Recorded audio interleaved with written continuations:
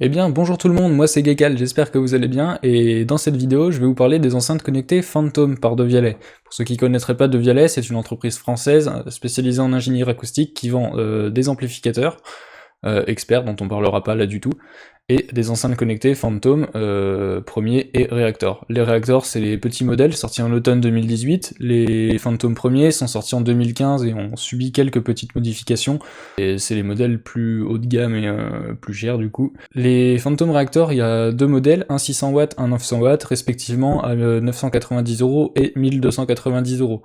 Donc ça commence déjà à faire cher, c'est pas donné à tout le monde on va dire. Pour les Phantom premiers, on a les classiques et Silver qui ont une réponse en fréquence de 16 à 25 kHz, ce qui est au-delà du spectre audible humain, mais qui permet d'avoir un meilleur ressenti physique et émotionnel de ce qu'on écoute comme musique avec ces enceintes.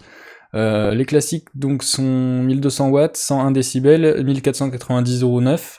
Les Silver, 3000 watts, 105 décibels, 1990,9€, il commence à faire cher déjà, et ensuite on a les Gold Phantom, il y en a deux modèles, mais il n'y a que la couleur qui change, qui font une réponse en fréquence de 14 Hz à 27 kHz, donc on décale de 2 Hz vers les graves et 2 kHz vers les aigus. 4500 watts, 108 décibels, et 2590€ pour la version Rose Gold, et 2890€ si je dis pas de bêtises, pour la version Gold Opera de Paris. Faut savoir aussi que là j'ai parlé des décibels que peuvent atteindre ces enceintes, à puissance max, le décibel à 1 mètre, si vous êtes à 1 mètre de votre enceinte et que vous avez deux gold, un peu comme moi, parce que moi j'ai une silver, une silver juste à gauche et une silver juste à droite, si je mets le son à fond, je me casse les oreilles très très vite, et c'est pas conseillé du tout. Donc vous mettrez rarement le volume à fond si vous n'avez pas une très grande pièce. Et c'est là que je vais en venir à un point, quand vous choisissez une Phantom, faites votre choix non pas en fonction de la réponse en fréquence, qui de toute façon est excellente sur tous les modèles, mais en fonction de vos besoins en termes de surface de pièces à couvrir avec le son. Moi j'ai un salon de 15 mètres carrés, déjà avoir deux Silver, c'est presque trop.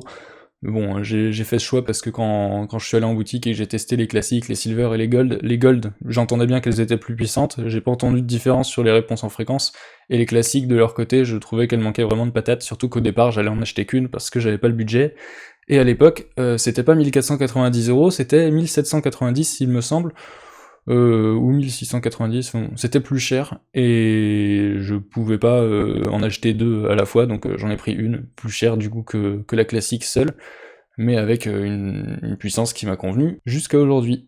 Du coup, tant que j'y suis, la deuxième enceinte que j'ai achetée, je l'ai achetée reconditionnée sur le back market, et pour les gens qui ont un petit budget, c'est extrêmement intéressant, parce que là, je l'ai payé 1390€ au lieu de 1990, donc bon, 600 balles d'économie, c'est pas mal, sachant que je l'ai reçue comme neuve, qu'elle fonctionne nickel, pour moi, il y a aucun souci là-dessus. Elle a aussi une garantie de 2 ans, bon, il n'y a pas la garantie de Devialet, la Devialet Care qui permet de garantir pendant 3 ans son produit, et avec couverture des dommages accidentels. Cette assurance est en fait réservée aux produits achetés neufs, et il faut l'acheter et l'activer pour son produit dans les 15 jours après l'achat. Donc pas disponible pour les produits reconditionnés, mais moi je vis seul, j'ai pas d'enfants, pas d'animaux, j'invite peu de monde chez moi, et quand j'invite des gens, je leur explique qu'il faut pas toucher les haut-parleurs pendant que l'enceinte est en train de fonctionner, et que globalement faut pas les toucher parce que c'est fragile.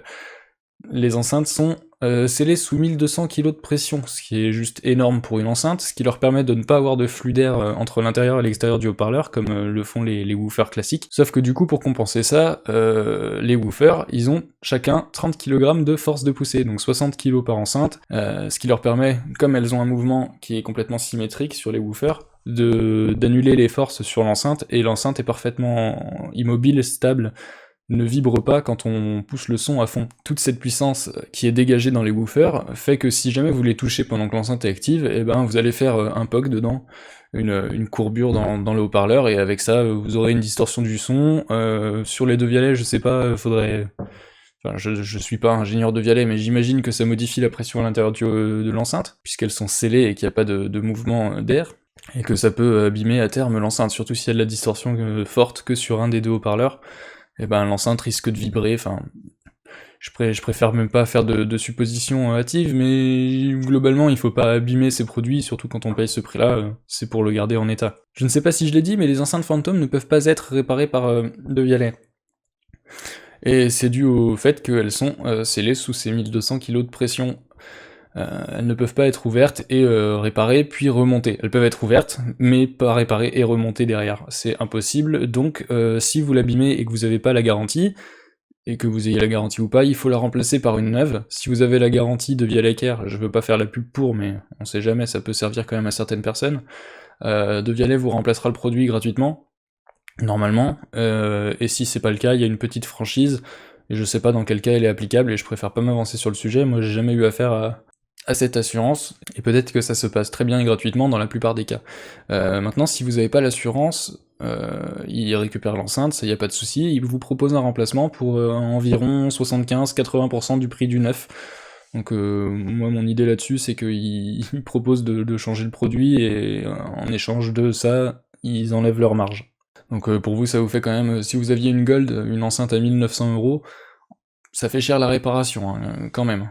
Un autre petit point que je voudrais aborder pour les gens qui vous souhaiteraient acheter ou qui ont déjà acheté une enceinte Phantom, c'est que elle chauffe, mais pas anormalement, c'est-à-dire que c'est des enceintes qui sont très compactes, avec un amplificateur qui est très puissant à l'intérieur, et le fait qu'il y ait un dégagement de chaleur, surtout à l'arrière, c'est là où il y a le radiateur pour refroidir justement le système d'amplification, c'est tout à fait normal.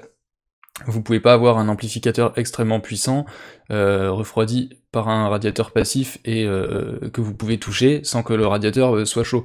Dans un très très gros amplificateur, vous pouvez vous retrouver parfois avec des ventilateurs pour évacuer la chaleur. Et ben là, l'évacuation de chaleur, elle se fait sur le radiateur à l'arrière sans ventilation et c'est étudié pour. Et là, franchement, mon enceinte, bon, elle a tourné toute la journée à volume moyen.